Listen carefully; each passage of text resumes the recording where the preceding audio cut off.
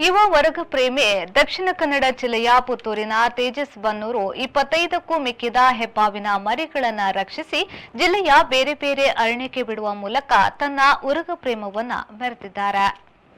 ಕಳೆದ 5-6 ವರ್ಷಗಳಿಂದ ಸಂಕಷ್ಟದಲ್ಲಿರುವ ಉರಗ ಸಂತಾನವನ್ನ ರಕ್ಷಿಸಿ ಅವುಗಳನ್ನು ಮತ್ತೆ ಪ್ರಕೃತಿಗೆ ನೀಡುವ ಕಾರ್ಯವನ್ನ ನಡೆಸುತ್ತಿದ್ದಾರೆ. ಈವರೆಗೆ ಸುಮಾರು 100ಕ್ಕೂ ಮಿಕ್ಕಿದ ಹೆಬ್ಬಾವಿನ ಮರಿಗಳನ್ನು ಕಾಡಿಗೆ ಬಿಟ್ಟು ಹೆಬ್ಬಾವುಗಳ ಸಂತತಿಯನ್ನ ರಕ್ಷಿಸಿದ್ದಾರೆ. ಹೆಚ್ಚಾಗಿ ಮರದ ಪೊಟರಿಯೊಳಗೆ ಬಿದ್ದ ತೆಂಗಿನ ಮರದ ಟೊಳ್ಳಾದ ಭಾಗದಲ್ಲಿ ಹೆಬ್ಬಾವುಗಳು ಮೊಟ್ಟೆಗಳನ್ನ ಇಡುತ್ತವೆ. ಸುಮಾರು 60 ದಿನಗಳ ಕಾಲ ಹೆಬ್ಬಾವುಗಳು ಮರಿಗಳಿಗೆ ಕಾವನ್ನ ನೀಡುತ್ತಿದೆ. ಹಾವುಗಳಲ್ಲಿ ಹೆಬ್ಬಾವು ಮತ್ತು ಕಾಳಿಂಗ ಸರ್ಪ ಮಾತ್ರ ತಮ್ಮ ಮೊಟ್ಟೆಗಳಿಗೆ ಕಾವು ನೀಡುವ ಮೂಲಕ ಮರಿಗಳನ್ನ ಹೊರತರುತ್ತವೆ. ಮಾನವ ಅಥವಾ ಇತರ ಪ್ರಾಣಿಗಳ ತೊಂದರೆಯಾದಾಗ ಮಾತ್ರ ಹೆಬ್ಬಾವು ಮತ್ತು ಕಾಳಿಂಗ ಸರ್ಪ ತಮ್ಮ ಮೊಟ್ಟೆಗಳನ್ನು ಬಿಟ್ಟು ಬೇರೆಡೆ ಸಾಗುತ್ತದೆ.